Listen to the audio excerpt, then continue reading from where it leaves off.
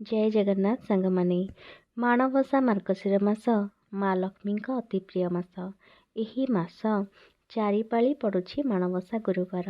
से चारिपाली हेउ कि पांचपाली हेउ माँ ओषा को धूमधाम रे पालन करिथांती ओडिया घरणी माने। विभिन्न प्रकार पिठा होइथाए। प्रायतः प्रथमाष्टमी पर माणबसा आरंभ करा जाए। एहा हेउछि आम ओडिशार पारंपरिक पर्व। समस्तଙ୍କ घरे झोटी चितारे पूरी उठे।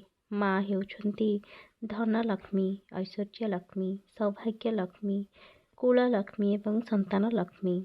माँ लक्ष्मी को निष्ठार सहित जो माने पूजा करिथांती सेमानंकर एही अभाव सबु दूर हो जाए। एही अभाव सबु पूर्ण करथांती माँ महालक्ष्मी। माँ को प्रथम गुरुवार अति प्रिय। ओडिया घरणी माने विभिन्न प्रकार पिठापଣା करी माँ पाखे पूजा करिथांती। केउ केउ जगार सबु पाली बसाई थांती माण, आउ केउठी शेष पाली माण बसाई उठी थांती, किंतु अधिकांश जगार सबु पाली बसी न थाए। आसंतु जानिबा माणबसार विधि सबु कौन रही। बुधवार दिन ठारू घर द्वार धोई सफा करदेवा उचित। बुधवार दिन समस्ते सदस्य खाई सारिबा परे घर द्वार सफा कर दियंतु। गाँ गहली जो मानकर माटी घर अच्छी से माने बुधवार दिन ठारू ही गोबर रे लिपि दे पारिबे। गुरुवार दिन सकाळु झोटी पकई पारिबे, नचेत बुधवार दिन से घर द्वार सफा कर सारिबा परे एक शुद्ध धुआ लुगा जाऊ कहते पिंधि झोटी चिता पकांतु। माँ पाखे 16 कोटी पद्म करंतु। माँकर 2टी पाद करंतु। 16 कोटी पद्म फूल को आंकी दियंतु। घर बाहर पद्म फूल करी बड़ कोठीटी कर दियंतु। सेठी कलश बसांतु। कलश रे आपण माने आंब पत्र, फूल, दुब, बरकोली पत्र सबू रखंतु।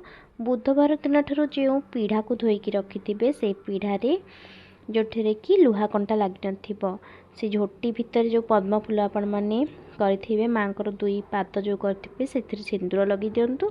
झोटी पका जाइथिबा जो खटुली पीढ़ा रे सिंदूर लगेकी थोई दियंतु। झोटी पका जाइथिबा माण को टिके सिंदूर लगे रखंतु। खटुली किंबा पीढ़ा उपरे टिके शुक्ल अल्प शुक्ल धान रखंतु। ता उपरे माण को थुअंतु। माण उपरे तले पड़िला परी पूर्ण करी धान रखंतु। तापरे 3टी गुआ को आनिकी हळदी पानी रे धुअंतु। धोई सारिबा परे ताकु धान माण उपरे रखंतु। गुआरे सिंदूर चंदन लगे दियंतु। तापरे जो बेणी करिसंती ताकु सुंदर भावरे सजेकी धुअंतु। जेपरी गुआ देखा जाउथिबो सेपरी सजेकी धुअंतु। ता उपरे खंडे नुआ नाली कपड़ा आनी सुंदर भावरे सजेई दियंतु। तापरे फूलमाला टंगे दियंतु। तापरे माँ को पाखरे गोटिए मूला रखंतु। गोटिए अँला डाल, आखु खंडे, कदली 3टी आनी रखंतु। तापरे पूजा आरंभ करिवे। पूजा पई आपण माने दुब बरकोली पत्र दियंतु। माँकर डाहण पाखे कलश बसेइबे। कलश तले शुक्ल धान देकी कलश बसेइबे। कलश रे सिंदूर लगेइबे। सेथिरे दुब बरकोली पत्र आंब पत्र रखिबे। कलश रे गोटा गुआ पकेइबे। ता उपरे गोटिए नाली कपड़ा गोटे नड़िया रखिबे। से नड़िया रे गोटिए नाली कपड़ा गुरेइबे। तापरे भोग लगेइबे। 3 धूप करिबे।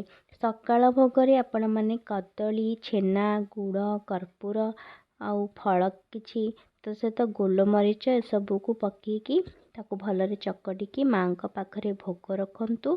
तापरे कलश पाखे भोग रखंतु। दीप, धूप, पंचामृत किंबा गंगा जल टिके आग छिंची तापरे माण आगरे बटा हळदी लगे 2टी कौड़ी को आपण माने नेकी आखी करि परिबे।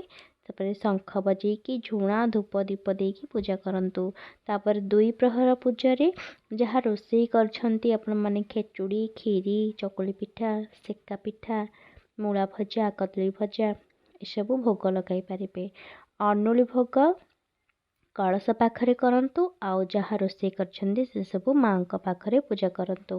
तापर संध्या समय रे आपण माने कौन करिबे ना छेना, कदली, फल, गुड़ जहाँ रखिछंती सेथिरे कर्पूर गोलमरीच पकेकी चकटी दियंतु। तापरे माँ पाखरे ଭୋଗ ଲଗାନ୍ତୁ। ଯେଉଁମାନେ ମାସ ସାରା ମାଣ ବସେଇ ରଖିଛନ୍ତି ସେମାନେ ମଧ୍ୟ କରିପାରିବେ। ଯେଉଁମାନେ ଯେଉଁ ଜାଗାରେ ଯେମିତି ନୀତି ନିୟମ ପାଳନ ଚାଲିଛି ସେମାନେ ସେମିତି କରନ୍ତୁ।